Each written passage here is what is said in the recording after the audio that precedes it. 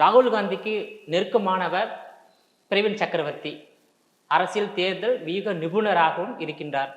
அவர் தாவேக தலைவர் நடிகர் விஜயை வீட்டில் சந்தித்த சந்திப்பை நீங்க எப்படி பாக்குறீங்க? இந்த சந்திப்பு இன்னைக்கு திமுக காங்கிரஸ் கூட்டணியில் ஒரு சலசலப்பை ஏற்படுத்தி உள்ளது. குறிப்பா அதாவது அரசியல்ல ஒரு தலைவருக்கு உடன் வேலை செய்பவர்கள் பலர் இருப்பாங்க.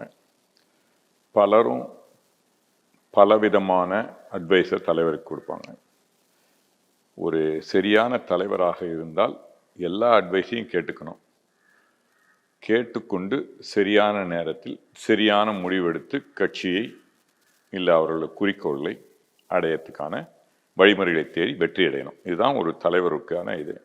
அதனால அவருடைய அட்வைஸரான்னு எனக்கு தெரியாது. ஆனால் நிச்சயமாக காங்கிரஸுடைய டேட்டா பேங்க்ல இருந்தார். இப்போ ப்ரொஃபஷனல் காங்கிரஸ்ல இருக்காரு. எனக்கு தெரிந்தவரும் கூட.